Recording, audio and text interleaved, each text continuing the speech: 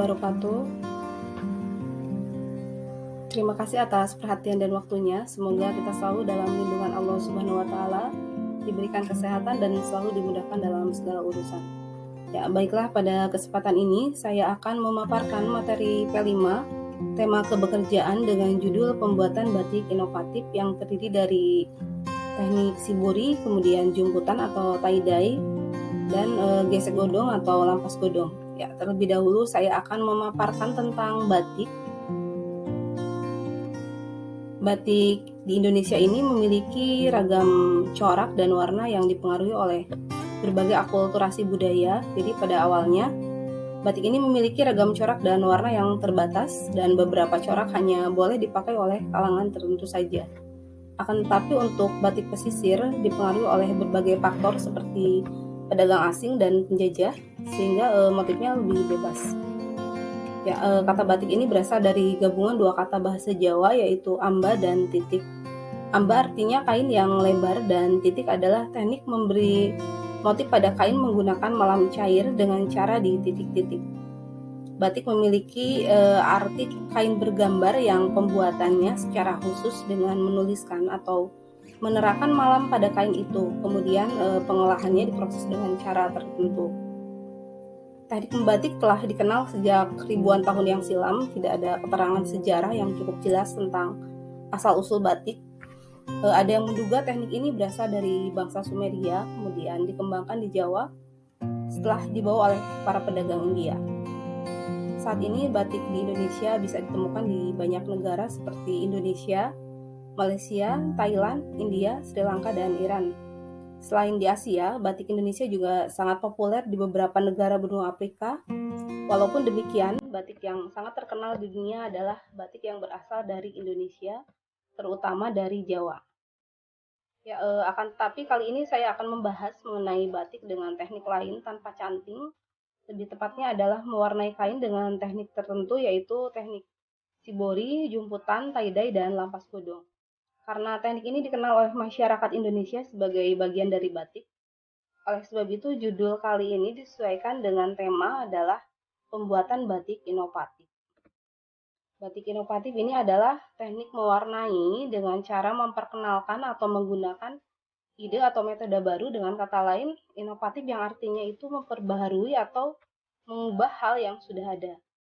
Terlebih dahulu saya akan menjelaskan mengenai teori dari shibori, jumputan, tie-dye, dan lampas godong. Ya, kita simak penjelasan berikut ini.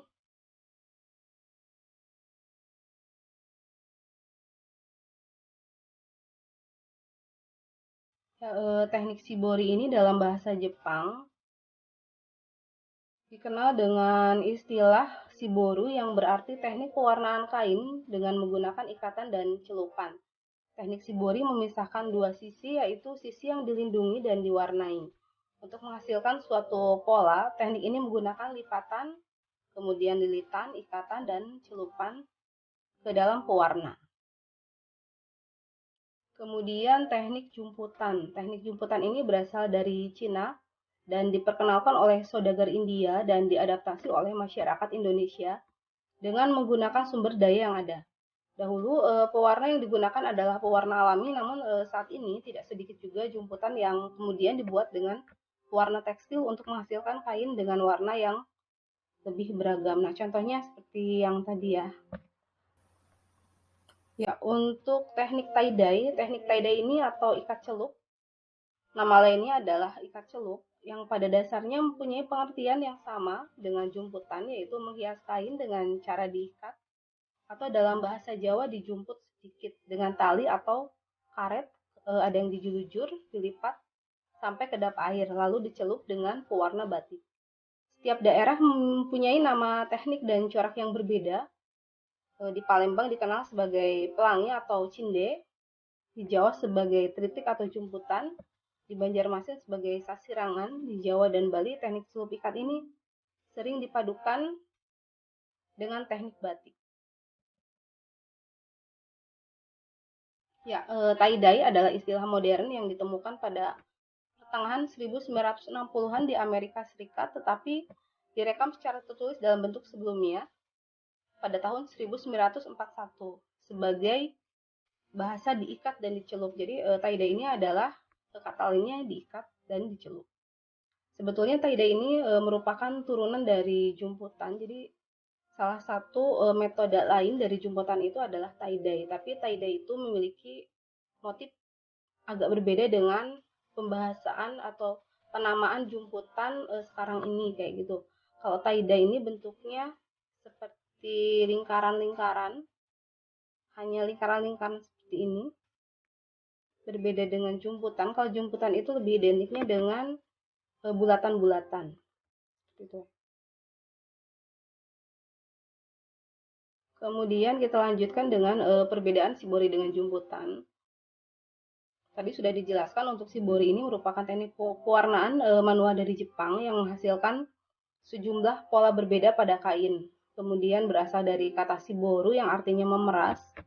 Selain mengikat dan menyimpul, teknik memeras memang digunakan saat pada proses pembuatan kain shibori. Contohnya pada gambar di sini ya, warnanya seperti ini.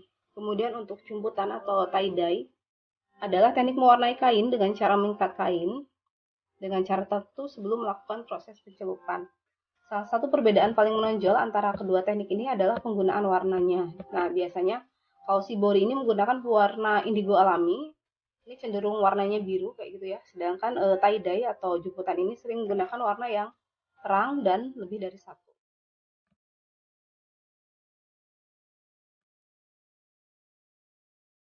Kemudian perbedaan antara jumputan dengan shibori dari segi teknik pembuatannya, shibori ini menggunakan benang untuk membuat banyak titik kecil berulang pada kain. Teknik ini membuat warna dan corak yang dihasilkan lebih detail dan rumit dibandingkan jumputan atau tie-dye. Jadi kalau teknik pembuatannya shibori itu lebih rumit ya, tapi pewarnaannya hanya satu. Jadi awal-awal mulanya itu menggunakan warnanya hanya satu warna indigo saja. Tapi untuk jumputan dan tie-dye ini lebih berwarna. Kemudian yang kedua adalah dilihat dari jenis ikatan.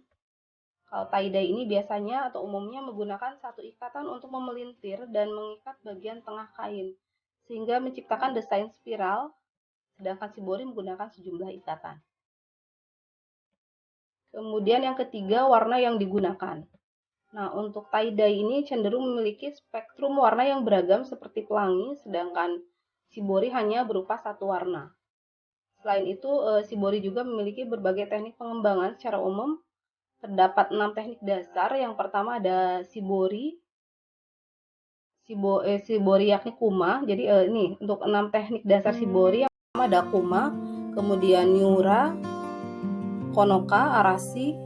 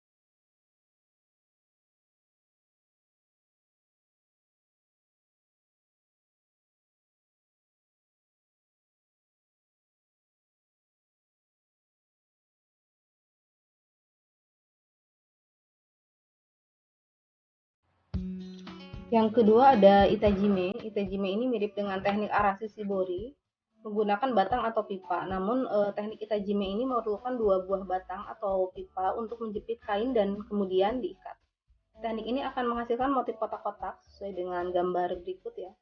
Sesuai dengan gambar yang tertera. Kemudian itajime shibori yang dibuat dengan cara melipat dan menjepit kain di antara dua kayu lalu mengikatnya dengan tali atau benang Ada pola akhirnya yang dihasilkan bernuansa kotak-kotak. Kemudian ada Kanoka Shibori.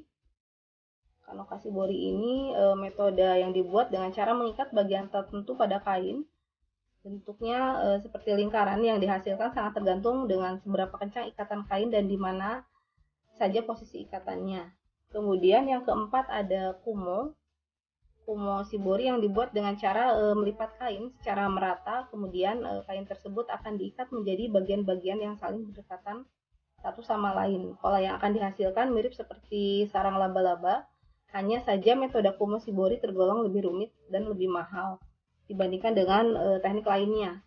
Dan ini akan menghasilkan hasil motif yang sangat indah. Ini contohnya. Kemudian yang kelima ada Miura. Miura ini dilakukan dengan cara mencabut bagian tertentu pada kain. Jadi seratnya itu diambil menggunakan jarum kait. Kemudian tanpa membuat simpul apapun. Kemudian cukup ikat dan melonggarkan kain menggunakan tali sehingga hasil akhirnya dari metode Miuri ini nampak seperti pola air yang sangat indah. Contohnya adalah seperti ini, tertera pada gambar. Kemudian yang keenam adalah Nui Shibori. Teknik Nui Shibori ini agak berbeda dengan teknik sebelumnya yang menggunakan lipatan atau ikatan. Namun teknik Nui ini menggunakan pola jahitan untuk membentuk pola akhir pada kain sehingga hasil akhir akan mengikuti pola jahitan. Nah, contohnya seperti ini. Jadi ini caranya dijilujur, motifnya boleh digambar seperti itu atau dibuat pola tertentu, dijilujur kemudian nanti diberi warna. Ya, kita lihat ada beberapa video pendek dari teknik Shibori. Contohnya seperti ini ya, ini pewarnaan Shibori seperti ini, hanya satu warna. Warnanya warna indigo ya, warna biru. Kemudian ini contoh-contoh motif dari Shibori. Ini pun sama, hasil dari produk Shibori seperti ini.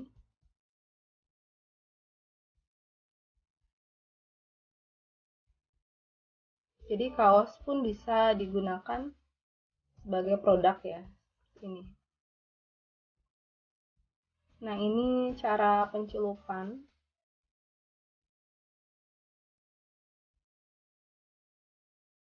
Atau pewarnaan kain seperti ini.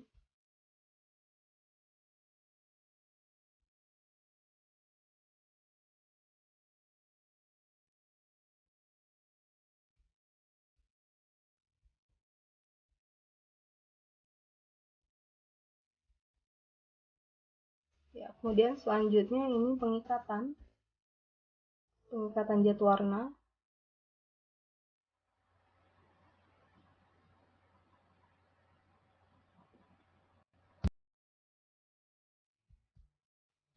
Dan ini salah satu contoh dari motif Shibori. Adapun contoh produk lain dari siswa tata busana ya. Jadi ini sebetulnya tekniknya menggunakan Shibori dengan pewarnaan bebas. Jadi warnanya bervariatif ya. Kalau tadi aslinya itu adalah dengan satu warna, tapi karena kita inovasi atau inovatif sehingga pewarnaannya lebih beragam atau menggunakan warna-warni dari pewarnaan kain tersebut. Contohnya seperti ini. Ya, berikut ini ada berbagai macam motif dari jumputan. Contohnya seperti ini. Jadi kalau jumputan ini memiliki warna-warni yang bervariatif, kemudian memiliki pola-pola dengan ciri khas tertentu. Nah, motif-motif ini didapat dari caranya itu kain dijumput kemudian diberi atau diisi dengan bisa batu, kemudian kelereng, kancing dan lain sebagainya sehingga menghasilkan motif tertentu pada kain. Kemudian ini ada motif lain. Nah, kain yang digunakan bisa menggunakan kain mori, kemudian kain belacu, kain katun, dan kain sutra. Nah, salah satu contoh kain sutra ini ada pada sebelah kanan.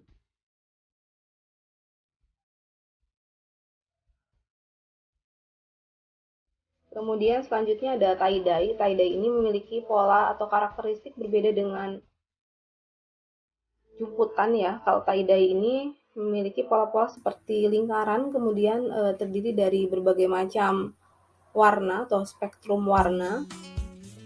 Contohnya seperti ini. Kemudian pengaplikasian pada produk, contohnya kaos seperti ini. Kemudian ada lagi kaos, tas, topi, kaos kaki juga bisa, dan lain sebagainya. Ya, kita